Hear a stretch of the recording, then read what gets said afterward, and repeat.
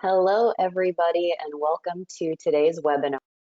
I'm Stephanie Schultz, Vice President of Strategic Partnerships and Initiatives here at ARC, and also the RD Ambassador for the RDBA.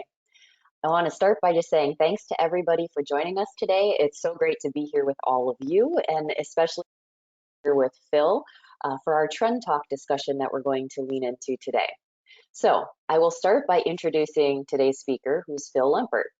Phil, better known by most people as the supermarket guru, he hardly needs an introduction around here. He's one of America's leading consumer analysts, regularly featured in the media. He has been featured in many print publications, including the New York Times, the Wall Street Journal, Forbes, and Newsweek, amongst many others. He's also the founder of RDBA, continues to be a contributing editor. So it's great to have him here today. As you know, Phil kicked off our RDBA virtual experience back in April with his annual food trend forecasts and predictions. During that time, he discussed inflation. He talked about the reality of it and it compared it then with the consumer perception. He shared some initiatives that he's been watching and will continue to watch. We'll talk about those today. And then he also shared some of what he's very optimistic about as we go forward. So if you'd like to see that presentation in full after we wrap today up, I will go ahead and put that link in the chat as kick this off and send it over to Phil. So you can keep an eye on that. But Phil's going to dive back into his trends forecast today. We'll dig into various topics, move into discussion as we go through the hour that we have together. We want to be included in this conversation, so please use the chat feature or questions. Ask anything you'd like through there. We want to make sure that we include you in this dialogue. That is where the richness comes from, and we can't wait to hear and just discuss with all of you what you're thinking, feeling, hearing, seeing out there as well. So with that, Phil, welcome. The stage is yours. Thank you so much, Stephanie, and thank you all for joining us. As Stephanie said, today's discussion, then a presentation. What we really want to do is build on what we talked about at the virtual exchange. And I'm very pleased, and I know that there's some more people who have joined probably in the past hour or so on, but it's of attendees. So I really want to implore you to, say your piece. Feel free to disagree with me.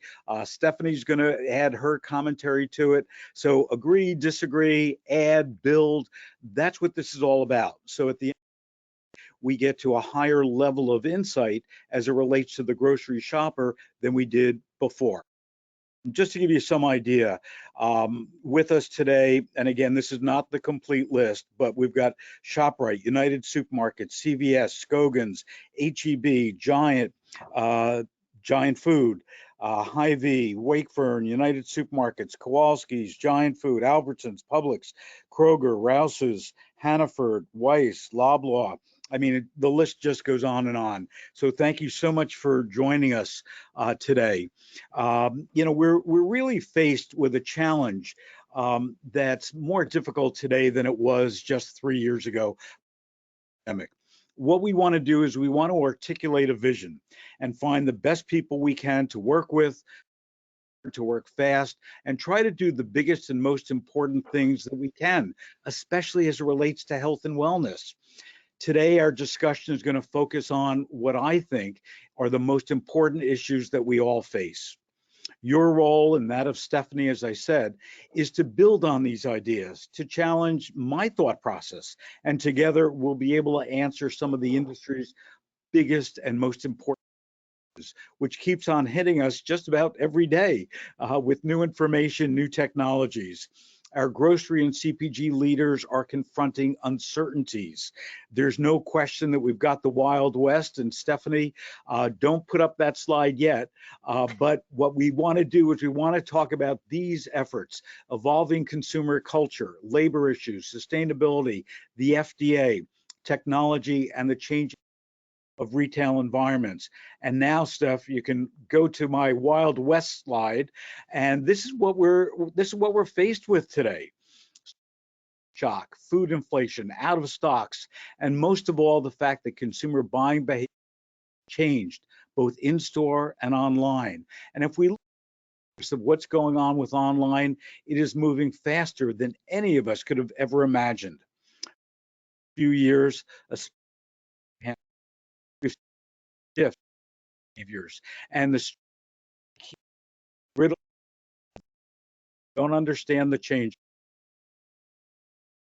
Whether it's the consumer demands to contain been consumed by going to what culture important, understanding that then what happens. We issues late summer. Oh, you've seen, but just this statistic announced in a steady decline in a few months. This is going to trigger shoppers' concerns. It's going to impinge on our supermarket's credibility once again. As I shared in the trends forecast at the RDBA experience, Dunnhumby found that in particular, those in the US believe that grocery retailers are earning 35.2% profit margin. That's about 14 times the actual profit. They also perceive that food at home inflation is around 24.3%. That's more than double than what's been reported by the US Bureau of Labor Statistics. There's a lot of misinformation out there. And what we've got to do, and everybody on today's webinar is in touch with consumers on a constant, we've got to reinforce the truth. We've got to reinforce the facts, because otherwise they get ahead of us. And when they get ahead of us, we can only lose. Consumers today are concerned about food prices, but we're also losing their trust with the various news stories about brands that are raising prices and reporting record profits at the same time. And then we've got to deal with shrinkflation and reducing the amount of product in a package without changing the size of the package, slack fill when food packages are not filled to a realistic capacity. The question is, how do we deal with all this? And that's what we're going to talk about today. So, Stephanie, let's get started and let's talk about whose consumer is. As you can tell, we're live. Who's the consumer today? That's a great let's question. go to the next slide. Okay. So when we look at the consumer, there's been a lot of changes because of the pandemic, and they continue today. People are stressed as they walk into the stores. I visit between 10 and 15 stores each and every week. I'm back to that. During the pandemic, it was down to probably 1 or 2 stores. And I'm sensing and talking to consumers a lot more stress, fear. People are afraid to go into stores. People are afraid to work into stores. When we see the kind of violence that we've had, we're going to talk more about violence, it's really changed our whole dynamic at retail. Anxiety. We have higher levels of anxiety than ever before, especially among Generation Z. People are more cautious. They're reevaluating their entire life. Do I work at home? Do I go back? Now we're starting to see more employers saying you've got to be back in the office. And some consumers are throwing up their hands and saying, well, I don't want to do that. So I'm going to find another job. The family unit is really getting tighter than ever before. If we take a look at some of the initiatives, for example, FMI's Family Meals Month has done a great job of really reinforcing what that family unit is. And I think that this year, the FMI program is going to be even stronger than ever before. We also have a lack of trust as it relates to supermarkets, brands, and we do certainly, because of all the information that came out during the pandemic, have this desire to eat healthier. No, we finally have gotten this mind-body connection that if we can get our mind into what we're eating and how we're eating, we're going to live longer and better and stronger. And then, as I said before, value is tantamount to what people are doing as they're going up and down the stores with those shopping lists. And probably most important, and Stephanie, if you can go to the next slide, is understanding the fact that people need to connect with their foods intellectually, physically, and emotionally. And my challenge to you is, can we satisfy these needs? You know, when it comes to consumer culture, without understanding the ethos of our shoppers, there's no way that we can satisfy or focus on them. Our job is to require us to understand all shoppers from all generations. You know, we really have to focus even more than any other generation on Generation Z. This is the generation that's been shaped by the digital age, by climate anxiety, by concern, global unrest, wars, financial insecurity, student loans, and of course, the educational disruptions due to COVID-19. So recently, McKinsey surveyed Generation Z and found them to have the least positive outlook and the highest percentage of mental illness of any generation. Now, this group, and some of you are in this group, are born between, and that has nothing to do with your mental ability, they're born between 1996 and 2010, and they're passionate about food. And because of the influence of social media, their tastes change rapidly. They want the trendiest foods. They're willing to use their online skills to find them. They're looking for recipes on TikTok. And the oldest Gen Zers are working. They've got mortgages. The youngest are preteens. But their commonality is one thing. It's digital. They work, they shop, they buy takeout, groceries, they date, even make friends online, which is why it's critical for all of us, whether you be an RD, whether you be a brand, whether you be the CEO of either brand or supermarket, to understand their needs if they want to grow your business. It's not about pretty pictures online of food. That's part of it for sure. But this group, Generation Z in particular, are looking for nutritional information, sustainability information, product information, recipes, trends, special and local curated products, taste information, and customer reviews. Very important. And what's critical is the information must be 100% accurate. I'm going to give you one more stat, and then we're going to open up for questions. And the first question will go to Stephanie. Of the 1 billion users on TikTok, 60% of them are Gen Zers.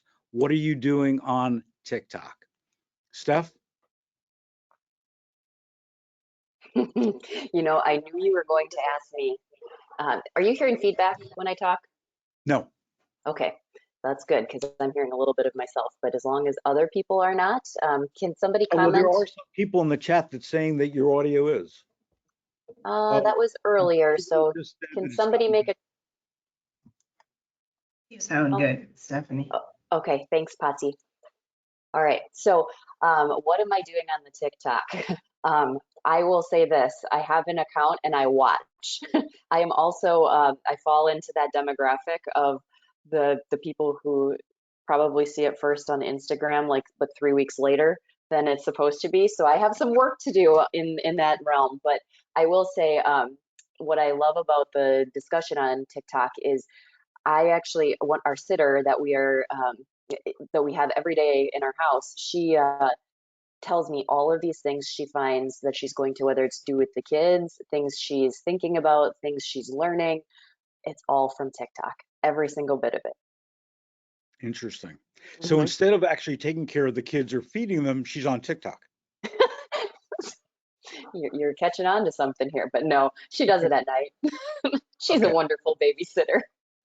So I would love to hear from our attendees, again, whether you be brand or whether you be an RD or any other phase of retail. What are you doing on TikTok? Does your senior management understand the importance and the in-depth information about TikTok? And if you look on TikTok, there are people, you know, who have huge followings. I'm talking about in the millions of followers. There's one that we've profiled on supermarketguru.com, where she started after she had a huge weight loss and started going to dollar stores to buy food. And she converted her first her Facebook account and then her TikTok to be just about the meals and the recipes that you can make on foods that you're buying at dollar stores. And she's one of the biggest TikTok stars that are out there. And I'd love to see and understand what you're doing, if anything, on TikTok. And if not, what should RDBA be doing to your senior management or to your marketing folks or to your VP of or customer chief customer officer to let them know the importance of this audience, and especially as it relates to recipes and healthy recipes and health information, because this is a group that really, is focused on that. Hmm. Yeah, I would love to hear and see what anybody's thinking. So please share your thoughts So, in the chat. yeah, so Casey has given us a comment. Do you want to moderate that? I would love to, and I am trying to figure out. There it is. Let's see. Sorry about that. I'm looking at the chat, not the questions. So what Casey has said is we have a variety of content on TikTok. Recipe, hands and pans videos. I love hands and pans. I have not heard that phrase. Good for you, Casey. Fun videos to fit trending audio, which helps with engagement and behind the scenes videos in stores. Casey, that's great. Great idea. Mhm. And if you could put in the chat, tell me a little bit more about what hands and pans is. Is it just a cute name for your recipes, or does it really have a deeper meaning than just that? So while we're waiting to hear from Casey, I will also say that I had a conversation with a couple of retail dietitians who have started utilizing it. But again, it goes down the path of they actually expanded with COVID. They took their program and took it from just the food aspect and really moved into all three pillars of wellness. So including mental health and spirituality, but more on the just mindfulness side of things. So they are using it also for some short form content in that space. They are, of course, trained on that as well. And Casey said, so yeah, basically overhead videos of the recipes versus having the whole body in the shot. So from Okay. overhead, just hands. A lot of, I would say, things that you saw even before TikTok became so big. There were a lot of hands and pans videos that were out there. So I love to see that they have picked up on that as well. Giant Foods Healthy Living team has their own TikTok account. It's Healthy Living by Giant. If anybody would like to go and follow them, where we post content on how to easily make everyday meals healthy-ish, food hacks, grocery shopping tips, fun recipes, and more. So that's awesome. So I guess my question to the two comments is, how are you measuring that and how are you reporting that to your management? Is it just about the number of views? Are they putting in place anything that allows somebody to actually buy the ingredients on TikTok with a click of a button? It goes into their shopping cart automatically, or they can download the recipe. Any of those kinds of things taking place, or are we still a little too early for that? While we're waiting for some of that feedback to come in, one interesting piece. So there are individuals where TikTok is banned, whether it's by their employer um, or obviously you can do it on your own. But that is one of the interesting things about social media, especially certain platforms, whether or not letting people onto those platforms for work purposes. Yeah, So it's a Frida, hurdle. that's a great point. And also, I've got to tell you, with all the controversy over TikTok, we're probably going to see more bans on TikTok Hmm. than other things. So one of the things that we should all be looking at are, what are the other opportunities that goes beyond TikTok that we should be doing? Is there a new platform that we should be exploring? Is there just a platform on your own website? And I see some more comments are coming in. Hmm. So yeah, as still a little too early to tell in some cases. I mean, that's what's interesting is when you're an early adopter to a platform, and I'll call it early adopter in the retail space, especially retail dietitian world. but you have to take that time to see if it works. You can't just throw it out if it doesn't work the first time either. And I think that's what's really cool is watching some of the retailers who are leaning into various social media platforms to watch them evolve over time. Yeah, I want to let's take a couple more comments about the TikTok, and then I want to lead into something that you just said. Um, What about Reddit?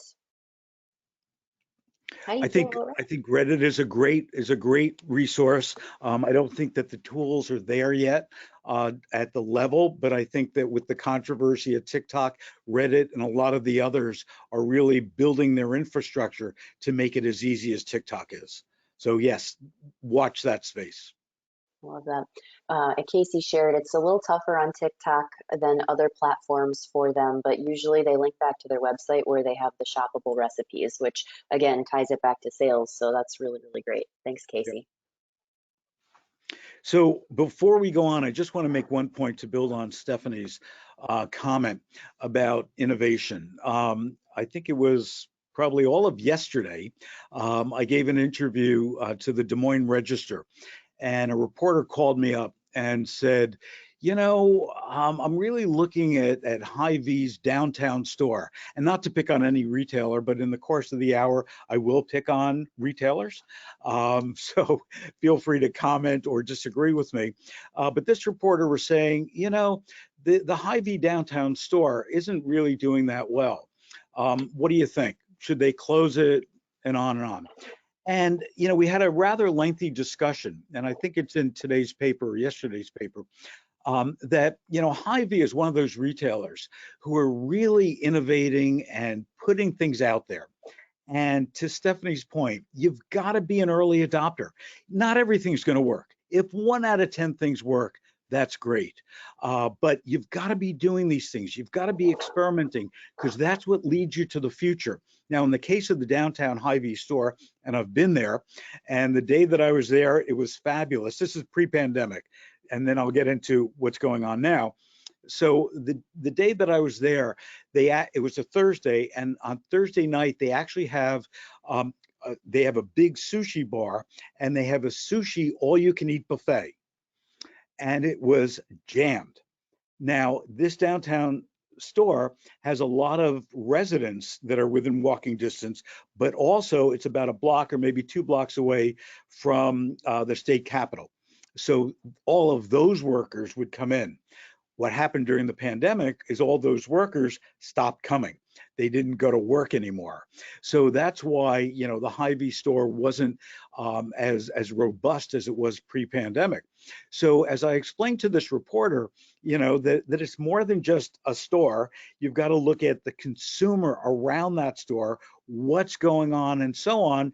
And then, light bulbs went off in his head. And I think we all have a responsibility, because most of you are talking to the media constantly, whether it's about health and wellness or shoppers, is to paint the big picture.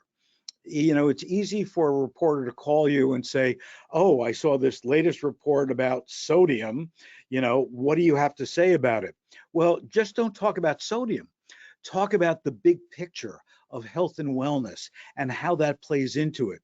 Because a lot of these reporters, whether it be newspaper or TV or radio, as you know, because you work with them constantly, are given a one-line sentence by their producer and say, or their editor, and say, oh, write a story on this. They don't have the depth of knowledge that you do. So part of every interview should be expanding their depth of knowledge. It'll be a better interview, both for the reader or the viewer, as well as getting your story across. Let's switch over to the next topic that I want to talk about, which is the retail workforce. Hang on, Let's can I ask one quick question on that? I have one more Yeah, comment on your idea of the bigger story.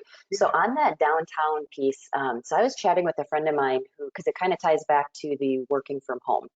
So a friend of mine works for a very large employer downtown Atlanta, and obviously with the pandemic, everybody went to remote work, and then they required hybrid to come back to the downtown 2 to 3 days a week. And it was interesting because he said, he's like, I don't think it has anything to do with our company mindset. It's got everything to do with keeping the downtown alive. that keeps businesses thriving and those types of things. So it's a fascinating when you talk about the big picture to really think about, one of the big changes there, like you said, pandemic, everybody went home, you don't have as many people that are moving about down there. So how does it kind of comes back to not only to the work from home aspect, but how vital our grocery stores are to really that vibrance of a community.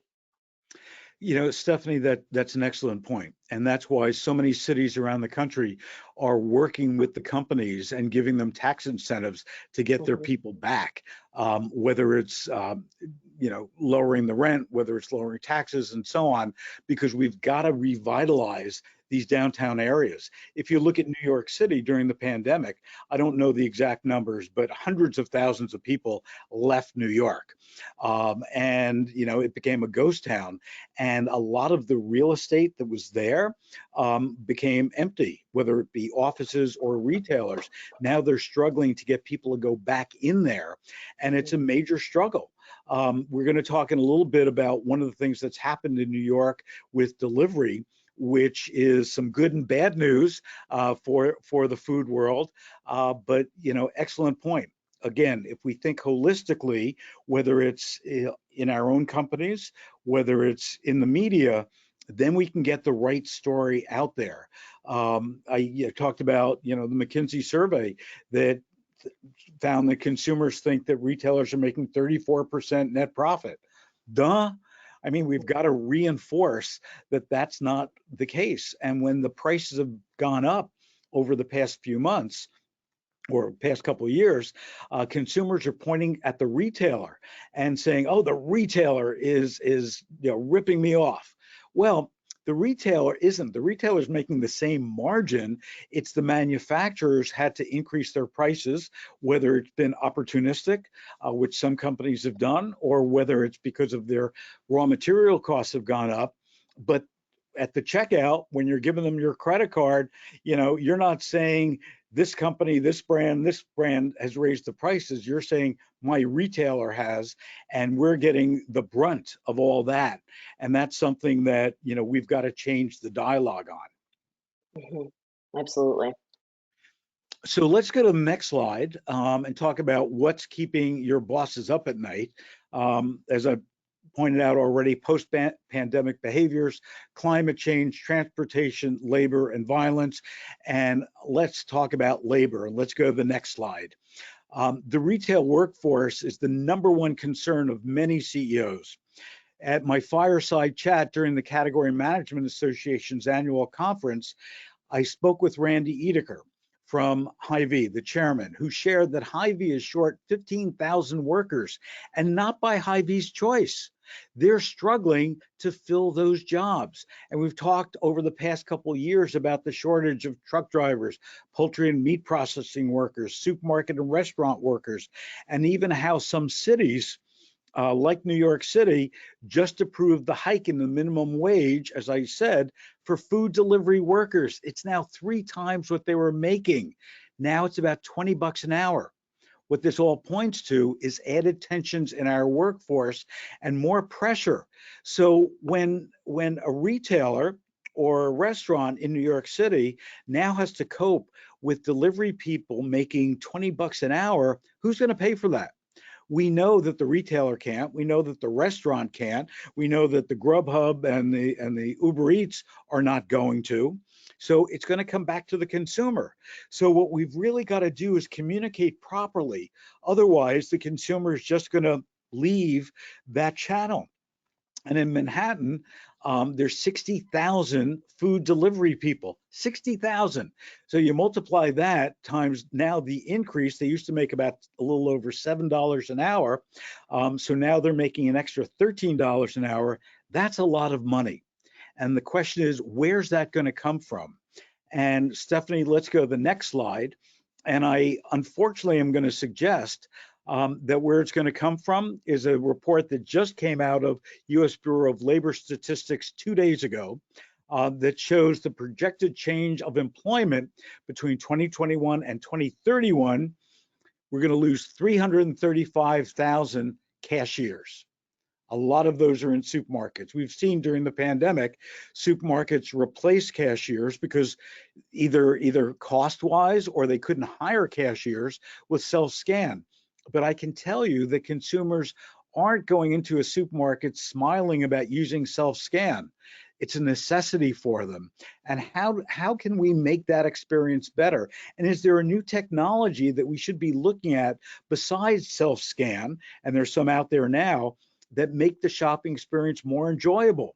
If we take a look down this list, we're going to see a lot less workers than ever before, and we're going to see higher wages. How's that going to affect your staff? How's it going to affect your store?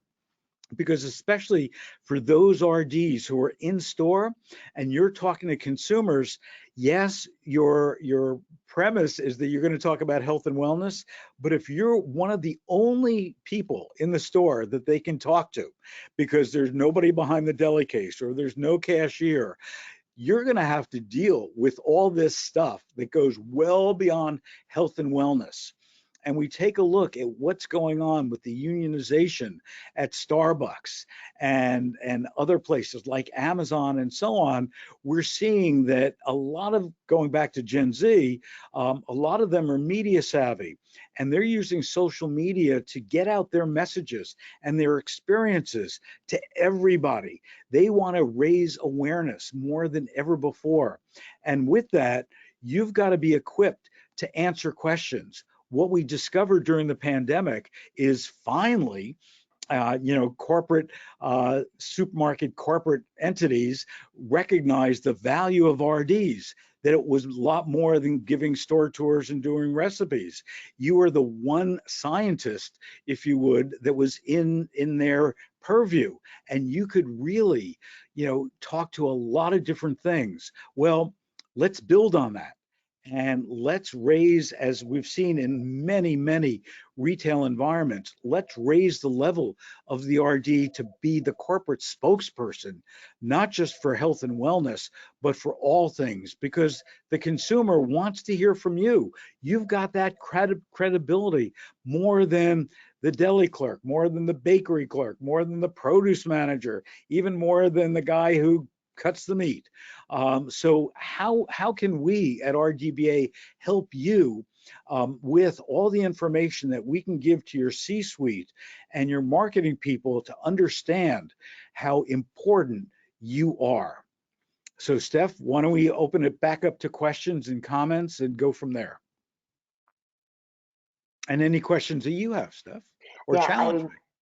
I love the point or question you just made of like what does the audience need to share with their C-suite to talk a lot more and elevate what the roles of the retail dietitian are and how valuable they can be to their organization. I feel like many have had great success, but at the same point, so there are opportunities to continue to expand that reach within all of these other retailers. So we would love to hear. And thank you, Susan, for letting us know that that link that I just shared does not work. I will make sure that I go grab it.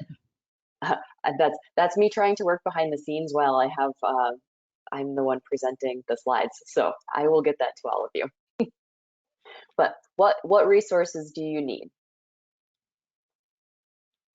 And also share with us and the entire group, if you would, what has changed about your job over the past couple of years. Some benefits I've talked about. Are there any drawbacks that you've seen happen during the pandemic where you used to be able to do this and now your corporate has said, no, we don't want you to do that anymore. We want you to do this. And it's not something that you feel comfortable with.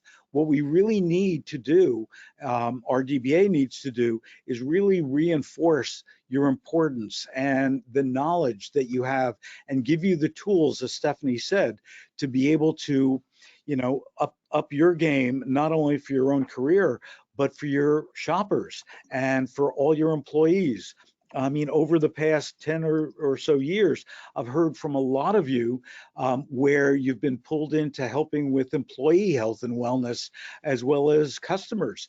And, that's really resonated with the C-suite, where you're helping them build a much more sustainable workforce, if you would, that feels more valued and obviously healthier. Yeah, I agree.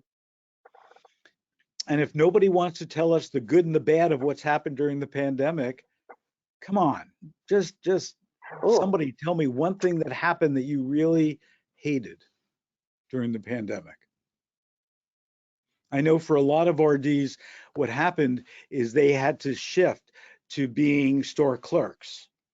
And that was a downer for them as well. But hopefully all that has reversed. And if it hasn't, please let us know as well. On that note, thinking back to those moments, because I was in the retail space, it was all hands on deck actually helping on the e-commerce side of things, not necessarily picking or anything like that. In some cases, our team was out helping in that situation, but answering questions because there were so many people trying to figure that out. So to build on Susan's question about the Hmm. forecast, absolutely.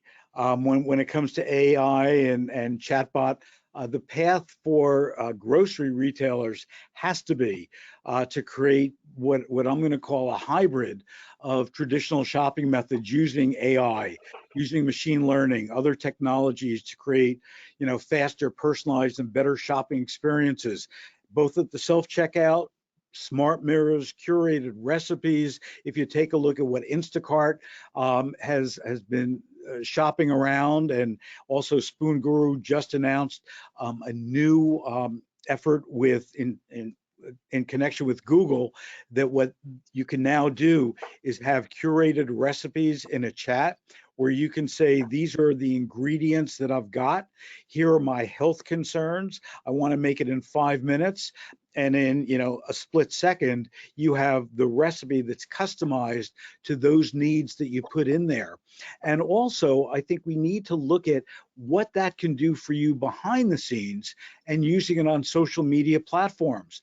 One of the things that we've talked about a lot on Supermarket Guru is, matter of fact, using Chat GPT to create a lot of recipes and other information that you can use on social media.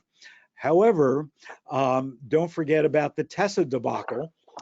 When we look at food disorders, that was just Yeah. uncovered last week or maybe 2 weeks ago, where the Tessa chat was used to replace live people who are giving advice to consumers that have eating disorders.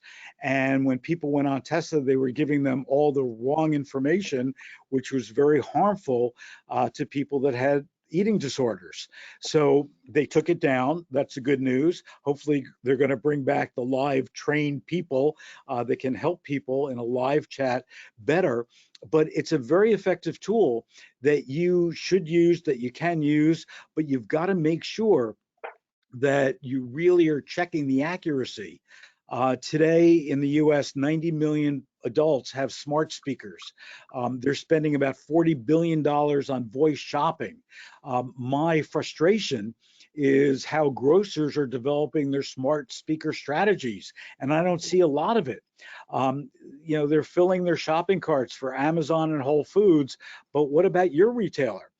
A lot of retailers are not using smart speakers, and RDs in particular, retail dietitians, can use AI to generate customized meal plans and put it on smart speakers based on the dietary needs, restrictions, food allergies, budgets, drug interactions, all of those. The technology's out there. And if you're talking to your IT department, they're saying, well, we don't have time or it's too expensive. Not true. These things are out there. They're all off the shelf. You can do it the same way we've seen people, become TikTok stars in minutes. All the tools are out there. So if in fact your IT folks are giving you some resistance to being able to give you those tools, go out there, Google it. You can get them yourself. It's not going to take a lot of effort in order to do that anymore. So AI, Susan, is definitely something that you need to be exploring. And, you know, if you look, I might get this number wrong, but I believe that according to Pew Research in 2021, the average US adult was spending 485 minutes a day with digital meeting. That's over 8 hours a day. So the question that you can ask, you know, your C-suite, your IT people, is how many minutes are your shoppers spending with your store's digital assets? And I guarantee it's not that much, and hopefully it'll embarrass them enough to give you the tools that you need. Stephanie? I love the comment on ChatGPT. I actually wrote an article on it, I think it was 2 weeks ago, but it's fascinating what you can, with a very little information. I think I asked it 6 or 8 questions, the amount of information it had on retail dietitians. And I don't doubt that it was scraped from many of the people who are on this call today's websites, And but the it was RDBA website. absolutely us too. But I mean, there is so it's fascinating. But to the point of, because I even asked it a question on, can you help me make a grocery list? And I said, I have a couple of things I need to be thinking about. So gluten-free, low sodium, just threw out a couple of the top ones.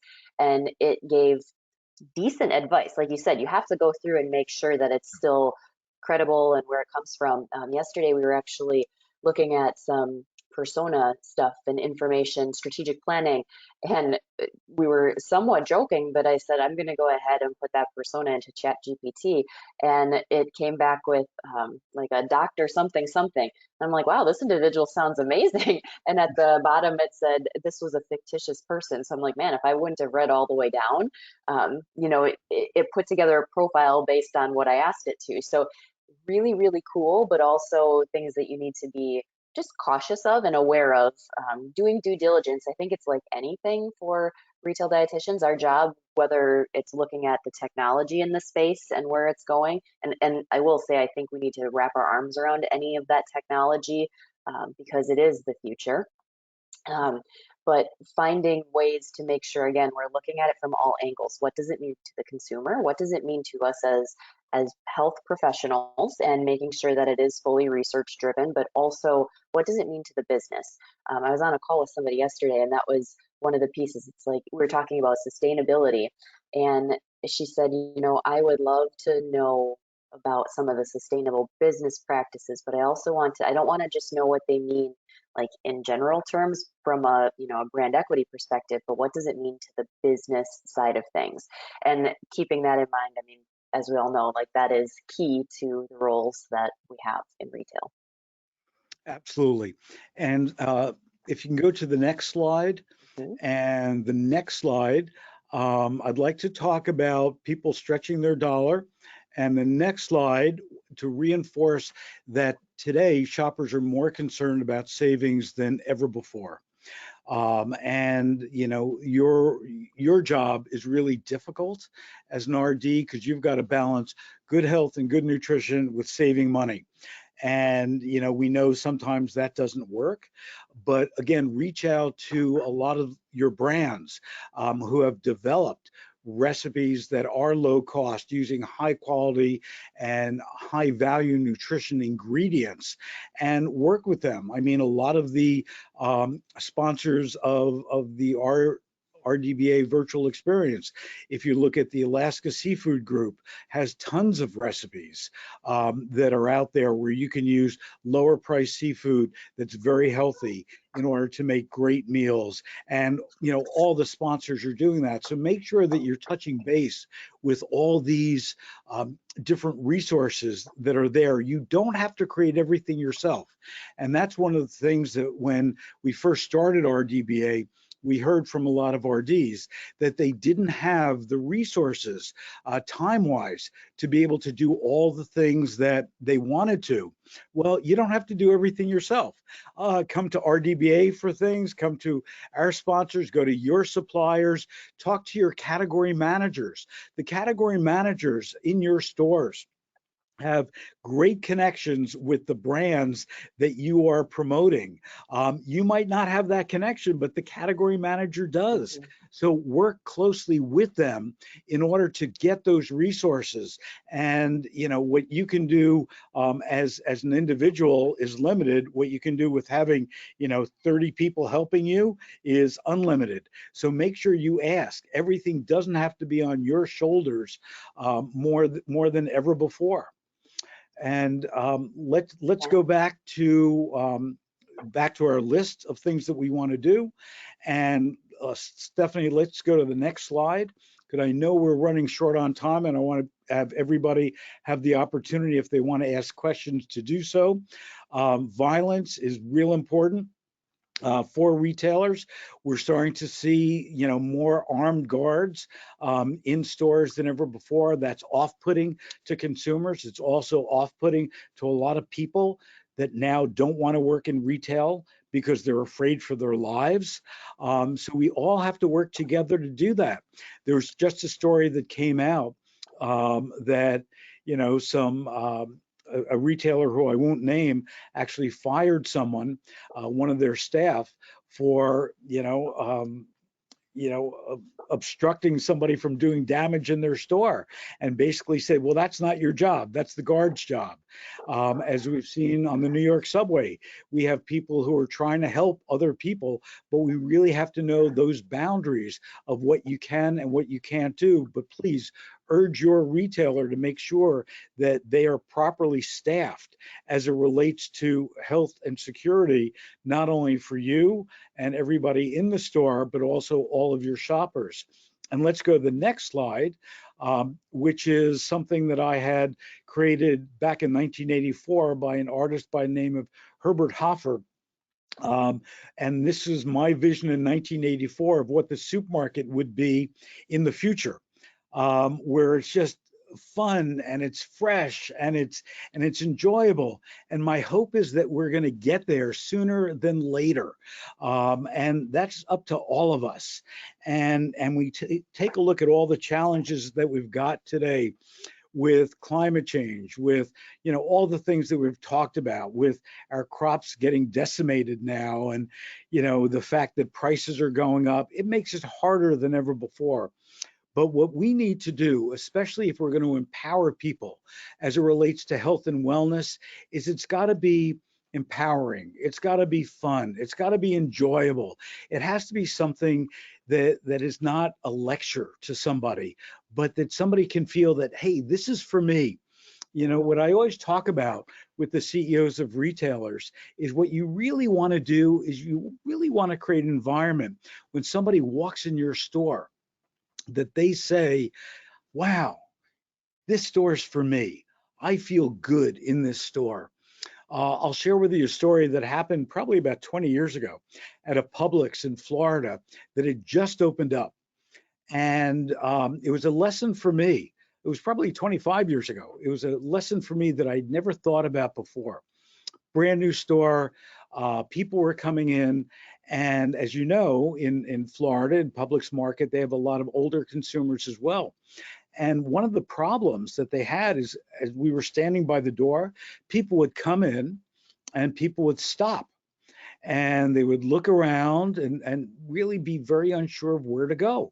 So I was standing with the store manager and somebody from corporate affairs, and I said, wow, that's really strange. I mean, the store is beautiful. I had walked the store before.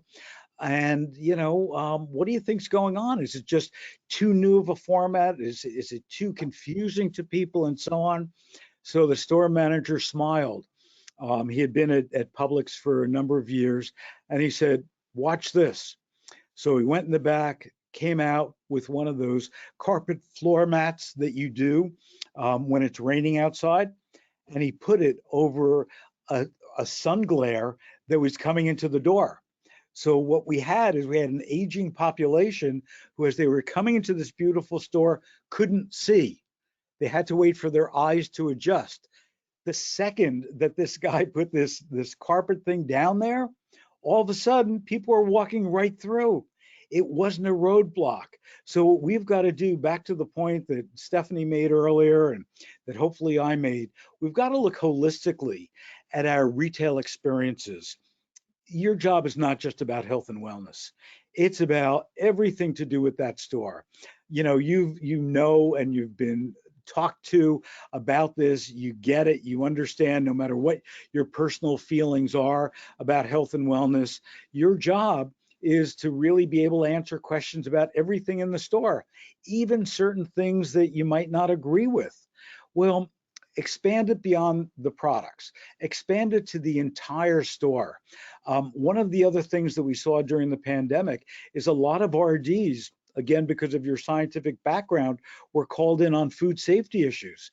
So being able to be the voice of food safety, of just that entire customer experience, I think that's the home run for retail dietitians in the future.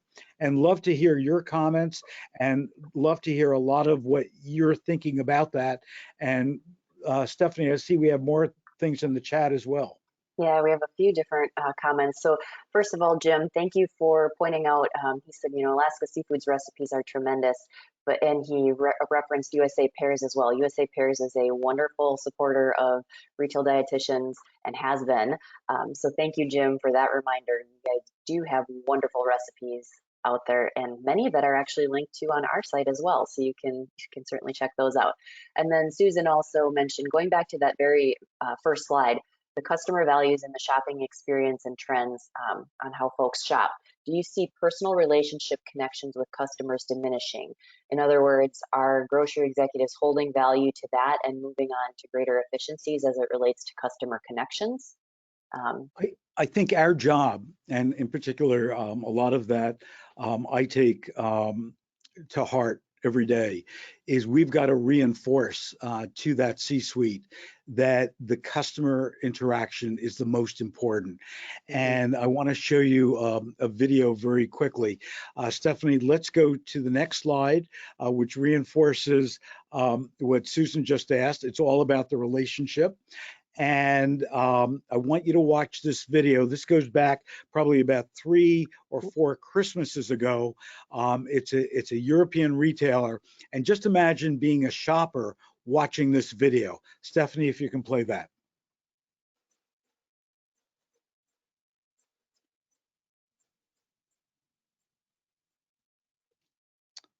It's not playing.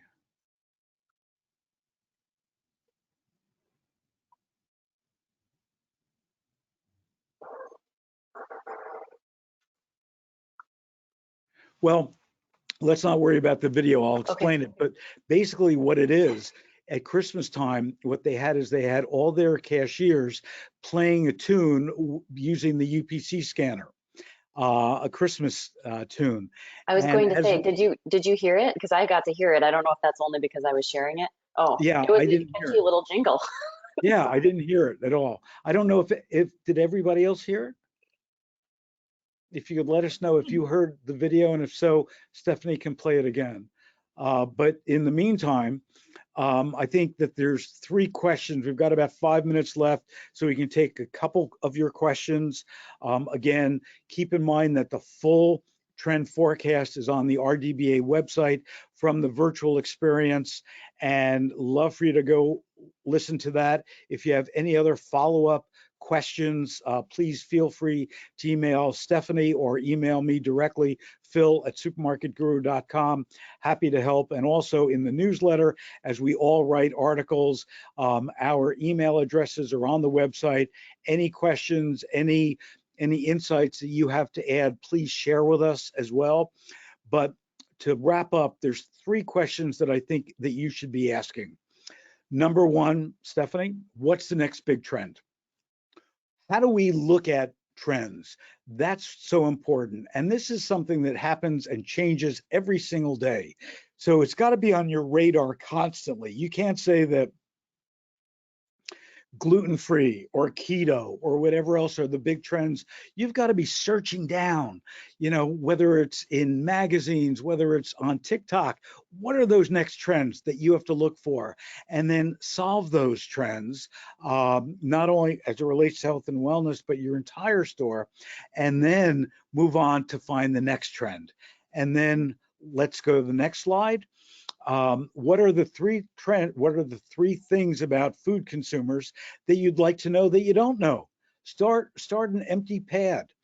And then whether it's on the RDBA website, whether it's Googling it, whether it's on Supermarket Guru, whether it's on CMA's website, get the answers to those three questions that you would really like to know. When you get those, write another three questions.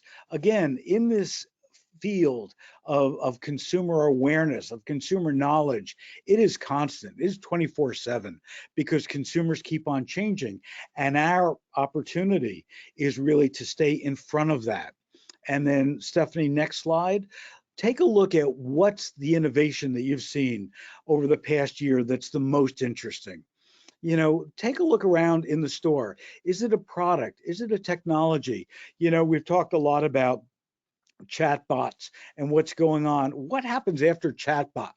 Have you read all the stories about the new, VR headset from Apple, which is different than any other one? Is that going to take? And we know it's going to take time because the retail price on that is $2,500. Not a lot of people are going to go out and buy that until it gets down to the couple $100.